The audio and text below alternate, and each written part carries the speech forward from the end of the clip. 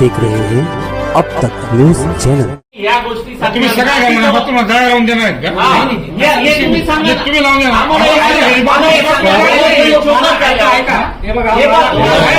ऐकून घ्या, यांच्या सगळ्या येणे बनायचे धंदे आहेत.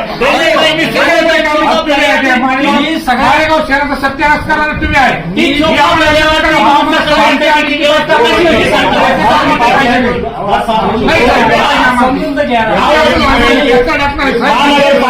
पाणी दिले माझ्या घरी बोरिंग येते पाणी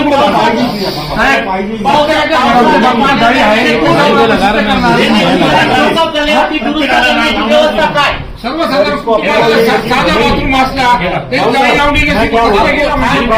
सर एक मिनट सुनो, आप मेरी बात सुनो तो आपका बोलना ये है कि यहाँ से अगर 100 mm है, आगे जाके 150 mm हो रही, उसके आगे जाके 300 mm हो रही, बराबर है ना?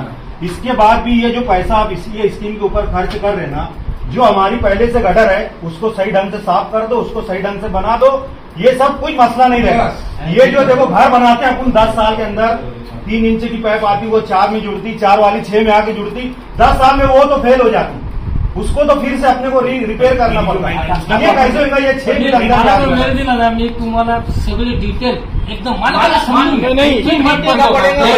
एक सेकंड, बच्चा साहेब कागद टाकून राहिले, बच्चा साहेब कोणत्या साईटवर बसून त्यांनी दाखवलं, मला दाखवा कोणत्या साईटवर. एकच सेकंड, एक मिनिट. अहो ज्या चेंबरचं काम चालू आहे ना, बनता बनता तुटून राहिले. कुठला चेंबर? तुम्ही कुठल्या चेंबर कसं काय ऐकून घ्या. दुसरा मुद्दा तुम्ही साहेब साहेब सांगा तुमच्या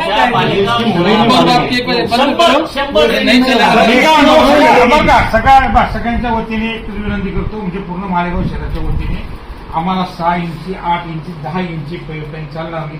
याच्यावर काय बोलायचं ते करा, डिझाईन पूर्ण मालेगाव शहर एक काम होऊ देणार नाही साहेब. आणि जर काम करायचं असेल तर सर्व जबाबदार तुम्ही मालेगाव प्रशासन. याच्यात काय बोलू, 2-3 गाँव परेशान है. ये बारिश का पानी रहेगा तो इसके अंदर अपन कर लेंगे क्या? ये पानी जाएगा इसके अंदर अपन कर इसका हल निकल जाएगा क्या? इतना पैसा 100-500 करोड़ रुपए डालने के बाद 100% मैं बोलता हूँ खुला खुला, हाँ, बारिश के पानी का और इसका कोई भी संबंध नहीं है. नाही पाहिजे साहेब आम्हाला. तुम्ही याचा अर्थ तुम्ही जे बोलतायत ना, तुम्ही ठेकेदारची बाजू म्हणून बोलताय.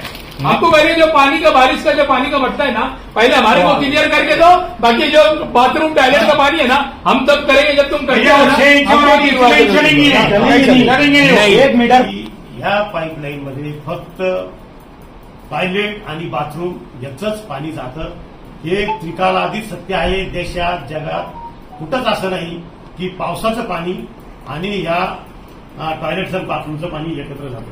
स्टॉर्म वॉटर ड्रेन ज्याला म्हणतात, तिथं पावसाचं पाणी ती वेगळी व्यवस्था असते आणि अंडरग्राऊंड ड्रेनेजला फक्त बाथरूम आणि टॉयलेट याचंच पाणी जातं. मग ते स्टॉर्म वॉटरची जबाबदारी ज्या त्या संस्थेची त्यांनी ती केलीच पाहिजे.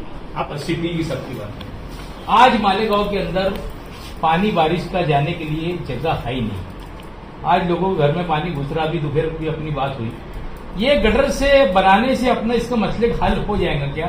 एक सवाल का जवाब दे दो. पूरे मालेगांव की बात है क्या? उसके अंदर एक जन की बात नहीं है कि ये गटर का जो पानी हो रहा, तुम सिर्फ बाथरूम और टॉयलेट का ये सिस्टम निकाल रहे, जो दूसरा पानी बहता ये तो गटर वैसी ही रहेंगी. फिर वही गटर में कचरा लोग डालेंगे, वही गटर के अंदर कचरा निकालेंगे.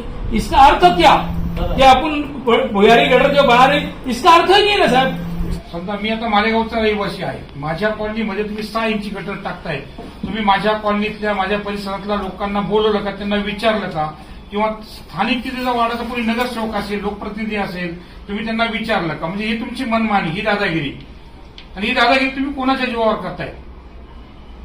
ज्या मालेगावच्या जनतेने तुम्हाला सगळं भरभरून दिलं, त्या जनतेची तुम्ही फसवणूक करायची. आज तुम्ही मालेगावात आल्यानंतर सगळ्या लोकांना असं अपेक्षा होती तुमच्याकडनं की आयुक्त चांगले आहेत आणि आपल्या मालेगावचा विकास होईल. आता आम्ही याला विकास म्हणायचं का? 6 इंची लाईन म्हणजे काय? कोणाला विश्वासच न घेता तुम्ही हे सगळं प्लॅनिंग जर केलेलं आहे, तशा पद्धतीने केलेलं आहे. ही मालेगावची जनता तुम्हाला कोणालाच कधीच माफ करणार नाही. हे चुकीचं काम मालेगाव शहरात करू नका. याचं पुन्हा सर्व्हे करा. 6 इंची 8 इंची लाईन चालणारच नाही साहेब. 10 इंची 12 इंचीच्या पुढे लाईनी पाहिजे. म्हणजे आजचा प्रॉब्लेम असा आहे की आपण आता बऱ्याच ठिकाणी रस्त्यांवर आपलं निसर्गाचं पाणी असतं, ते पाणी त्याच्यात जाणार नाही, म्हणजे पाणी सोडायचं कुठे? सगळ्या ठिकाणी तेच प्रॉब्लेम आहे. पाऊस जर खूप झाला की रस्त्यावर पाणी असतं, मग आपल्या अधिकाऱ्यांना फोन करायची, गाडी मागवायची, ते पाणी उचलायचं. म्हणजे काय म्हणजे वर्षानुवर्ष हेच धंदे करायचे का?